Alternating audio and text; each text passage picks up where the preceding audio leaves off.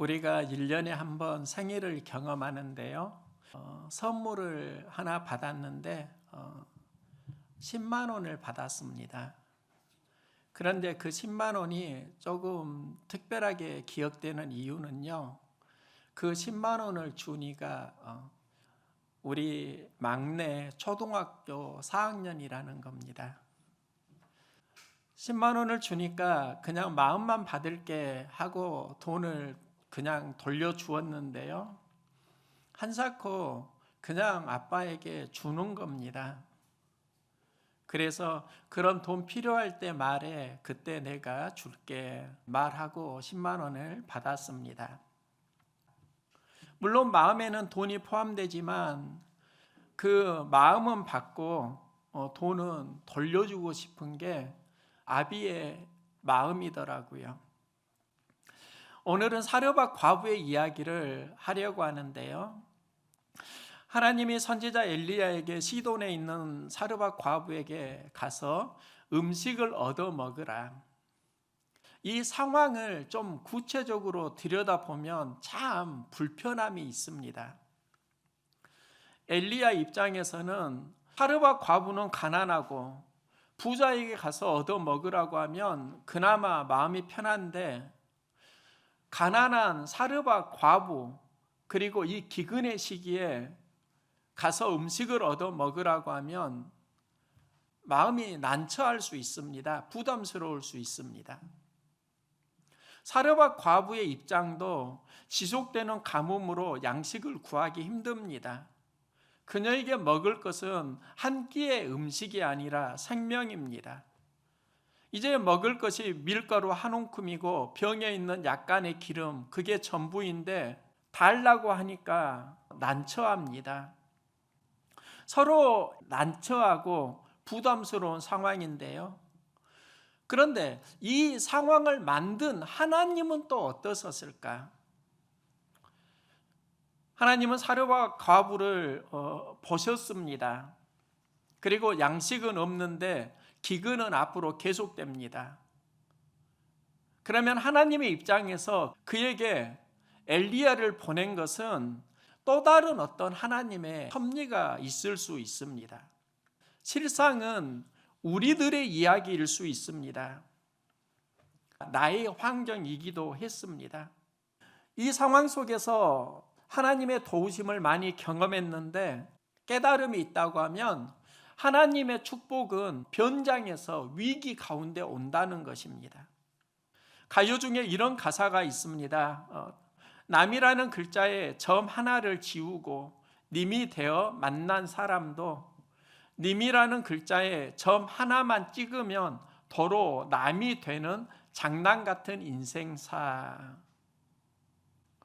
님이라는 글자에 점을 찍으니까 그 가까운 사이도 남이 되고 좋은 관계도 금방 나빠질 수 있다는 겁니다. 또 남이라는 글자에 점을 하나 빼니까 님이 됩니다. 어려운 관계 상황도 금방 좋아질 수 있다는 겁니다. 2020년 자료를 보니까 우리나라에서 코로나에 걸린 사람이 6만 740명이고 이 중에 900명이 죽었습니다. 그런데 코로나로 죽은 사람이 작년에 900명인데 자살 인구가 13,195명입니다. 우리는 코로나로 900명 죽었다고 굉장히 민감한데 자살 인구가 13,195명이라면 이걸 어떻게 이해를 해야 하는가? 코로나는 주어진 외부 환경이라고 하면 자살은 마음 환경에서 일어납니다. 마음이 절망하면 자살하지만 또 이 자살을 바꾸면 살자가 됩니다. 살자와 죽자가 마음먹기에 따라서 멀리 있는 게 아니라 의외로 굉장히 가까이 있다는 겁니다. 사르밧 과부는 가난합니다. 기근으로 먹고 살기 힘든 때 엘리야가 찾아와서 음식을 달라고 합니다. 사르밧 여인의 입장에서 이 상황은 부담스러운데 이 사건 속에서 기근을 이기는 축복을 경험합니다. 엘리야가 사르밧 과부를 찾아갈 때 가뭄이 매우 극심했습니다. 그때는 농경 사회였고요. 가뭄이 길었다는 건 경제 파탄을 의미합니다. 이때 엘리야가 음식을 달라는 것은 사르밧 여인의 입장에서는 굉장히 어려운 이야기입니다. 자녀를 키우면서 했던 경험인데요. 아이들이 먹을 것을 가지고 있을 때 세 아이 모두 다 동일한 경험입니다. 먹을 것이 있으면 달라고 하고요. 달라고 하면 많이 있으면 다 줍니다. 그런데 과자가 2개인데 하나 달라고 하면 은근슬쩍 눈치를 보고요. 눈이 돌아가고요. 그러더라고요. 그래도 아양을 떨고 재령을 부리면서 먹을 거 달라고 하면 그러면은 보통 다 가진 게 2개이지만 하나 아빠에게 주더라고요. 그런데요, 과자를 하나 가지고 있을 때 내가 달라고 하면 안 줍니다. 아양을 떨고 재령을 피워도 눈 살짝 돌리면서 그거 얼른 입으로 쏙 넣어버리더라고요. 가진 게 많으면 주기가 쉽고 가진 게 적으면 주기가 어렵다는 겁니다. 사르밧 과부는 가진 것이 약간의 가루와 병의 기름입니다. 이게 전부인데 엘리야가 먹을 것을 달라고 하니까 난처한 겁니다. 사르밧 과부는 이때 무엇을 느꼈을까요? 걱정과 부담, 낙심은 없었을까요? 떡은 상황입니다. 그 상황이 주는 마음은 두려움, 낙심입니다. 중요한 건 상황 속에서 무엇을 품느냐입니다. 하나님은 상황을 보시는 것이 아니라 마음을 보시고요. 그래서 사르밧 과부의 이야기는 떡의 상황 속에서 그녀가 품은 마음의 이야기를 함께 보아야 합니다. 예수님은 제자를 파송하실 때 2가지를 말씀하십니다. 하나는 집에 들어가면 평안하기를 빌라. 다른 하나는 만일 너희 말을 듣지도 아니하거든 발에 먼지를 떨어버리라. 제자에게 복음을 전할 때 평안을 빌라, 쉽게 말하면 살롬, 이 인사를 하는 겁니다. 그런데 예수님이 제자들에게 또 하나 발에 먼지를 털라고 하시는데요. 발의 먼지는 마음의 상처와 거절감일 수 있습니다. 여러분 삶의 현장에서 상처와 거절감 경험하고 있지 않습니까? 제자들 입장에서 보면 먹고 입고 잘 곳이 필요한데 거절을 당하면 마음을 힘들게 합니다. 그때 발의 먼지를 털라고 합니다. 사역 현장에서 경험하는 부정적 마음을 털라는 겁니다. 이 부정적 마음이 우리의 삶을 힘들게 하고 죽인다는 겁니다. 과테말라 고산지대에 인디언이 살고 있는데요. 이곳에 걱정 인형 풍습이 있습니다. 할머니가 아이가 잘 때 그 걱정 인형에게 그날 하루에 있었던 염려 있다고 하면 전부 다 이 걱정 인형에게 말해. 그러면 걱정 인형이 다 가져간다. 그래서 아이들은 잠자기 전에 그 걱정 인형에게 자신의 가지고 있는 부정적인 마음을 쏟아냅니다. 걱정 인형이 가져갔다고 믿고 잠을 자고 그 다음 날은 새 마음으로 기쁘게 생활합니다. 이건 어떻게 보면 인디언의 지혜일 수 있는데요. 우리에게도 필요합니다. 추수감사주일에 우리는 보통 물질을 준비해서 드립니다. 이것도 포함이 되지만 진짜 우리가 드려야 하는 것은 믿음이고요. 구체적으로 무엇인가? 우리 안에 염려, 근심, 걱정을 하나님께 드린다도 포함됩니다. 염려와 걱정이 있으면 우리 마음은 낙심하게 됩니다. 이것을 극복하지 못하면 낙담하게 됩니다. 이 낙담이 용기가 소멸된 상황입니다. 엘리야가 과부에게 음식을 달라고 하지만 그건 현상이고요. 그녀가 그 상황에서 엘리야에게 떡을 주었다는 건 본질은 그 안에 있는 낙심과 두려움과 염려를 모두 극복했다는 겁니다. 저는 신앙생활을 하면서 우리의 마음의 본질이 무엇일까? 염려, 걱정, 두려움, 그거 아닐까요? 그걸 왜 세상에 자꾸 쏟아냅니까? 세상에 쏟아내면 그 염려, 걱정, 부정적인 에너지는 나에게 더 많이 다가옵니다. 하나님께 쏟아내면 하나님은 그것을 하나님이 모두 다 가져가시고요. 그 마음의 보상으로 하나님이 주시는 은혜가 있습니다. 그 은혜가 무엇일까? 한마디로 말하면 용기더라고요. 내 경험에서는 그렇습니다. 우리가 경제가 어려워 고민하는 시점이 있습니다. 이때 염려, 낙심이 우리에게 있는데요. 우리에게 필요한 건 염려, 걱정이 아니라 낙심을 이기는 믿음의 용기입니다. 우리는 인생을 마라톤으로 비유하는데요. 어떤 마라톤일까? 2004년 8월 30일에 그리스 아테네에서 있었던 마라톤 경기입니다.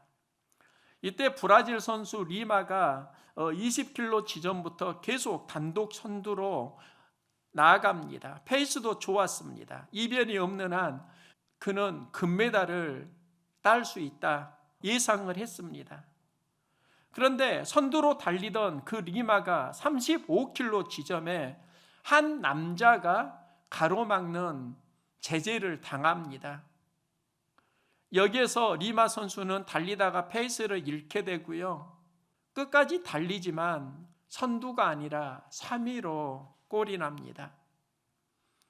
이때 브라질에서는 금메달을 리마가 도둑 맞았다 이러면서 난리가 났습니다.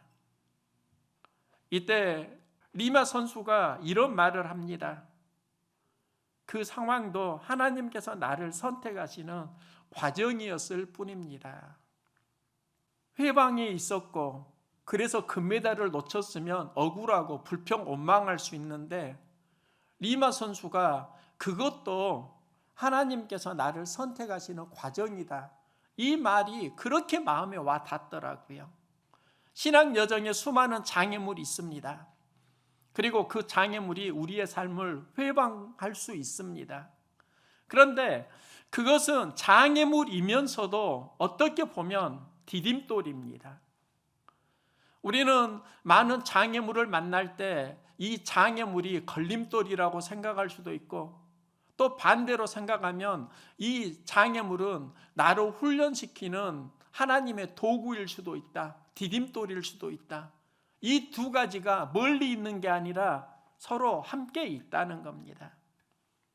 리마 선수는 그 회방꾼 때문에 금메달을 놓쳤고 원망했다면 마음이 힘들었을 겁니다.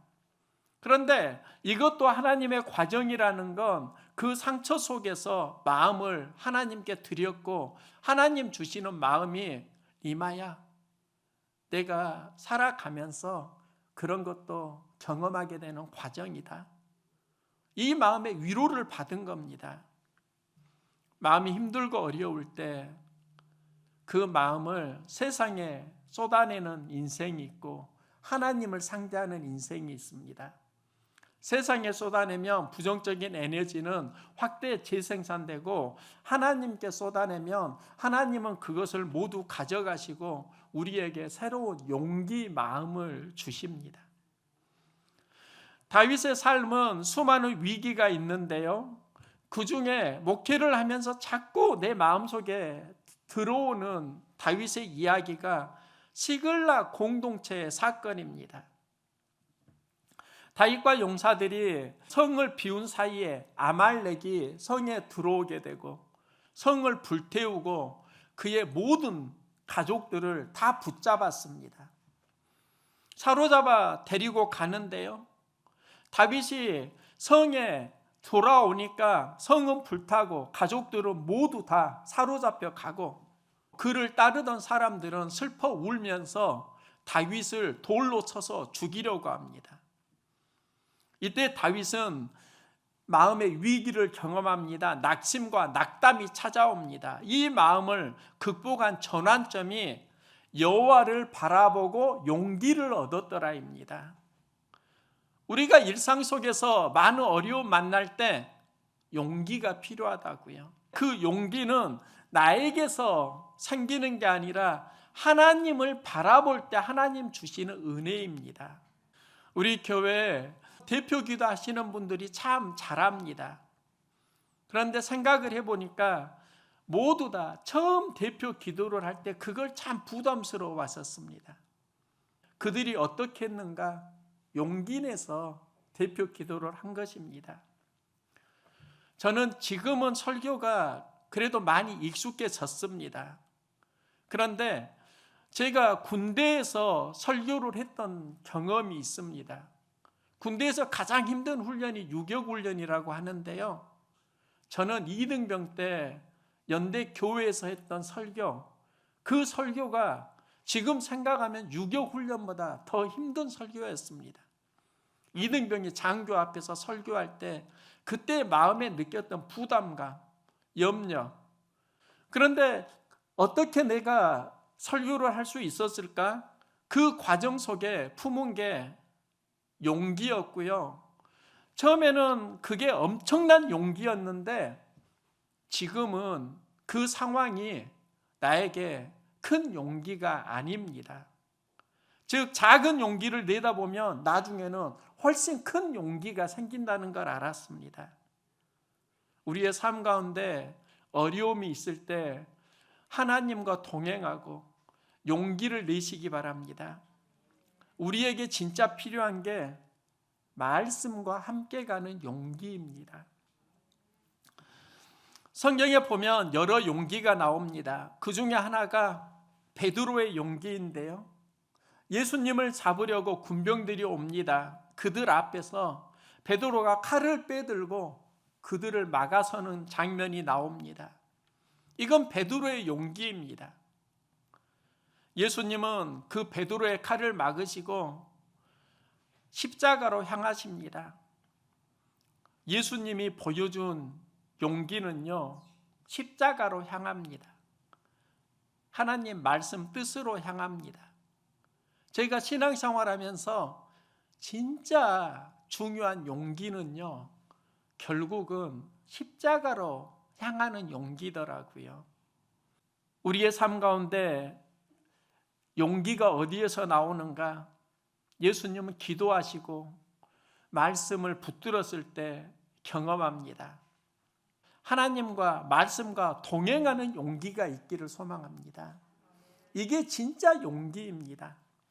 엘리야는 사르밧 과부에게 두려워하지 말고 음식을 나에게 주고 다음에 너와 내 아들을 위해서 또 음식을 만들라고 합니다. 저는 이 본문을 보면서 사르밧 과부에게 두려워하지 말라는 것은 그가 두려움이 있다는 걸 알았다는 겁니다. 그러면 두려움을 좀 없애주면 되는데 그 두려움의 원인이 먹을 게 없는데 먹을 것을 달라고 하는 상황인데 그 상황을 지속합니다. 그러면서 믿음을 가지라고 말합니다. 먼저 나를 섬기고 그 후에 아들을 섬기라고 합니다. 이걸 어떻게 이해를 해야 할까? 우선순위의 법칙입니다. 과부가 엘리야를 섬긴 이유가 있습니다. 엘리야는 단순한 손님이 아니라 여인이 엘리야에게 이르되 하나님의 사람이여. 여인이 엘리야를 섬긴 것은 그가 하나님의 사람이라는 겁니다. 이걸 잘 이해를 해야 하는데요. 우리가 하나님을 섬기는 방법은 본질적으로 사람을 섬기는 것과 연결됩니다. 하나님은 우리에게 작은 자로 나타나기도 합니다. 제가 부목사로 사역을 할 때 어려운 분들이 제법 있었습니다. 특별히 어려운 분은 광천동 시민 아파트에 사는 가족들입니다. 제가 그곳을 처음 갔는데 굉장히 비좁고 환경이 열악했습니다. 환경이 안 좋으니까 보험회사에서 안 들어준다고 합니다. 그곳에 귀가 잘 안 들리는 한 집사님이 계셨습니다. 좁은 공간에서 전기장판을 의지해서 사시는데요. 신방을 가고 예배를 드리는데 자꾸 마음에 걸렸습니다. 전기장판이 몸에도 안 좋은데. 그래서 옥당판을 사가지고 드린 적이 있습니다. 그게 오래전의 이야기입니다. 그런데 제가 얼마 전에 그 집사님 딸에게 전화를 받았습니다. 수년이 지난 이야기인데 그걸 기억하고 저에게 전화를 한 것입니다.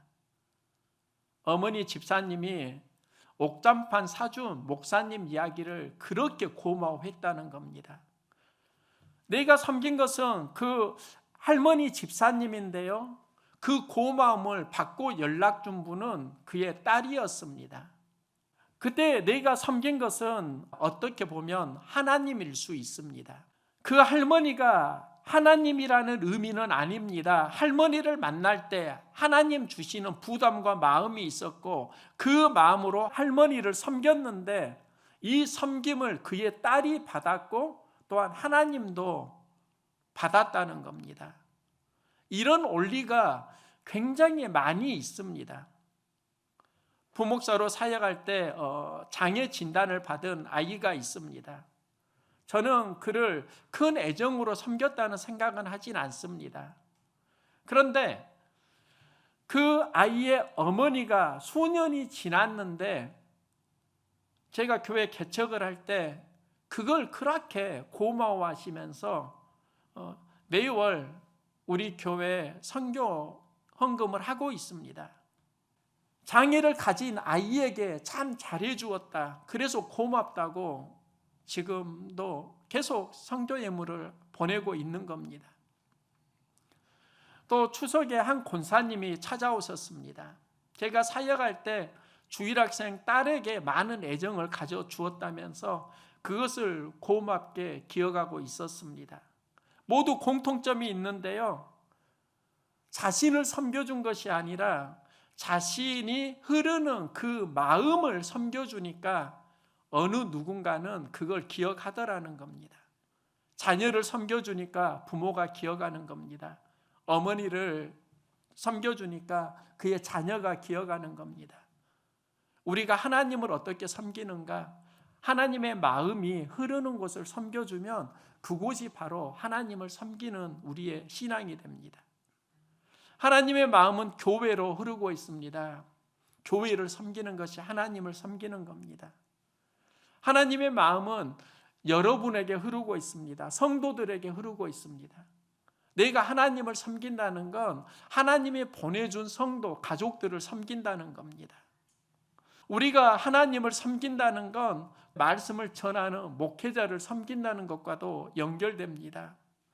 우리는 하나님을 믿는다고 하면서 하나님의 마음이 흐르는 것을 외면한다고 하면 우리의 신앙은 왜곡될 수 있습니다. 사르반 여인이 엘리야를 섬긴 진짜 이유가 무엇인가? 그는 엘리야를 하나님의 사람으로 보았기 때문입니다. 하나님의 사람을 섬기는 것이 하나님을 섬기는 것이라는 그의 믿음이 있었다는 겁니다. 우리가 감사해야 하는 것이 무엇일까? 감사 열매로 하나님께 무엇을 드려야 할까? 보통 우리는 추수감사주일에 하나님께 드릴 예물에 포커스를 맞춥니다. 이 예물도 포함이 됩니다. 그런데 하나님이 우리에게 진짜 원하시는 것은 그 예물 이상일 수 있습니다. 그 이상은 무엇일까? 우리의 믿음이고 우리의 마음입니다. 그러면 우리의 마음의 현장 속에 있는 게 무엇일까? 낙심 아닌가요? 불평 아닌가요? 상처 아닌가요? 하나님이 그걸 달라고 하시는 건 아닐까요?